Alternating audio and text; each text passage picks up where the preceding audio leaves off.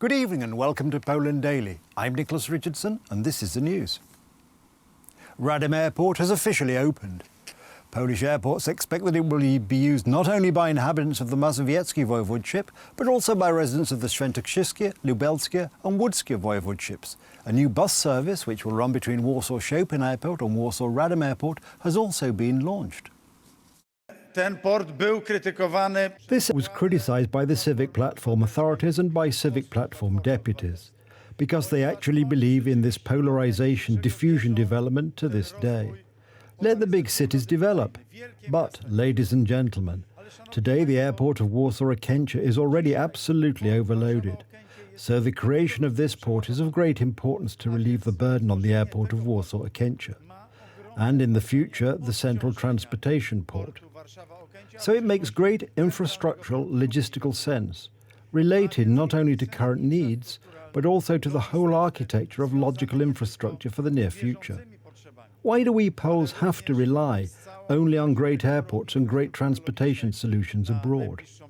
We are showing that the Law and Justice government is capable of implementing large, complex projects. Pokazujemy, że rząd Prawa i Sprawiedliwości potrafi realizować duże, skomplikowane projekty. Local residents have expressed concern regarding an unidentified military object that was found in a forest in the village of Zamość near Bydgoszcz in northern Poland. Piotr Wrzesiński, a 57-year-old shop owner, said that he couldn't understand how the object ended up in the forest. The first thing that came to my mind was, how did the object get here? Where is our air defence? And what is really going on here? How did it happen that no one knew about it? And I heard that it's been here since Monday or Tuesday. Dlaczego nikt? It is surprising why no one told us. Damn it, someone is patrolling the sky, right? Or what? Have they given all our equipment to Ukraine or something? No one knows anything. And we have the NATO base nearby. Is this how they are keeping us safe? Soon they might be getting out then. Tak pilnują, teraz się wyniosą od nas. Polish private broadcaster RMF-FM reported earlier today that the military object came from the testing of Poland's air defence systems, easing concerns it might have been fired from abroad. RMF-FM, which did not identify its sources, said officials did not yet know what the object was. It had earlier reported, without citing sources, that the object could be part of an air-to-surface missile and most likely belonged to the Polish army. Poland has been on the alert for possible spillover of weaponry from the war in neighbouring Ukraine, especially since 2 people were killed near the border last November by what Warsaw concluded was a misfired Ukrainian air defence missile. The area where the object was found this week, around the village of Zamość near the northern city of Bydgoszcz, is hundreds of kilometres from Poland's borders with Ukraine, Belarus and the Russian enclave of Kaliningrad. Poland's Defence and Justice Ministries described it as a military object without going into further details. Earlier today, 1 person was killed and 23 people, including a child, were wounded in a Russian missile strike on an apartment block and houses in the southern Ukrainian city of Mykolaiv. At night, Russia bombarded Mykolaiv with 4-caliber missiles launched from the Black Sea, President Volodymyr Zelensky said on the Telegram app. The high-precision weapons were aimed at private houses, a historic building and a high-rise building. For now, we know about 1 dead and 23 wounded, including a child. A video released by Ukraine's emergency services showed firefighters working at the site of damaged buildings. We have never gone for a holiday, never had a vacation, nothing. We have spent everything on this building. Then that Russian world came. May the Russians die. From where did they fall on our heads? We are left with nothing.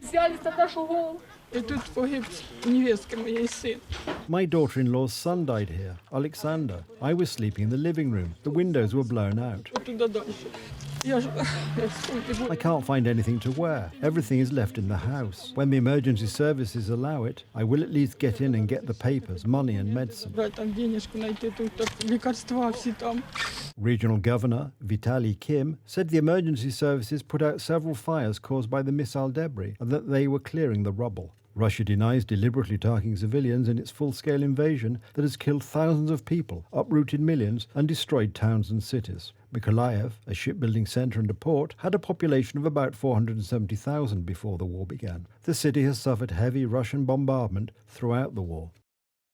The United Nations General Assembly unanimously adopted a resolution calling for building global resilience and promoting sustainable development through regional and interregional infrastructure connections. Poland's permanent representative to the United Nations, Krzysztof Sierski, said that months of negotiations were behind the Assembly's decision, and its outcome has significance for the entire United Nations system. The resolution does offer a unique angle linking sustainable development, disaster risk reduction, and security perspectives. Connectivity has become a defining feature of today. Transport connectivity is essential for human mobility and efficient regional and global value chains. Cross-border connectivity of energy systems enhances the stability, reliability, and resilience of economies. While in the world shifting from analog to digital faster than ever before, digital connectivity is embedded in every aspect of our lives. Cieszę się, że Zgromadzenie Ogólne Narodów Zjednoczonych I am pleased that the United Nations General Assembly has adopted a resolution dedicated to building resilience to threats through the development of infrastructure connectivity. I am proud that it was Poland that initiated the work on this act. I thank all those who contributed to its endorsement by all United Nations members. The whole world is experiencing problems resulting from broken supply chains and, more generally, from inadequacies in transportation and telecommunications infrastructure. We need infrastructure to ensure security of supply and connectivity, to allow free choice of suppliers, and to rescue people in distress. Presidents Joe Biden and Yoon Suk-yeol signed an agreement in Washington that includes plans to dock United States nuclear-armed submarines in South Korea for the first time in more than 4 decades. The Washington Declaration, which is intended to deter North Korea from attacking South Korea, is a reaction to Pyongyang's increasingly frequent missile tests. Our mutual defense treaty is ironclad, and that includes our commitment to extended deterrence and that includes the nuclear threat and the nuclear deterrent. They're particularly important in the face of DPRK's increased threats and a blatant violation of U.S. sanctions. At the same time, we continue to seek serious and substantial diplomatic breakthroughs with the DPRK to bolster stability on the peninsula, reduce the threat of proliferation, and address our humanitarian and human rights concerns for the people of the DPRK. Sustainable peace on the Korean peninsula does not happen automatically. Our two leaders have decided to significantly strengthen the extended deterrence of our two countries against North Korea's nuclear and missile threats so that we can achieve peace through the superiority of overwhelming forces and not a false peace based on the goodwill of the other side. Our two countries have agreed to immediate bilateral presidential consultations in the event of North Korea's nuclear attack and promise to respond swiftly, overwhelmingly, and decisively using the full force of the alliance, including the United States nuclear weapons. The two delegations have been working on the details of the plan for months and agreed that a very clear demonstration of force and extended deterrent capabilities must be a key aspect of the agreement.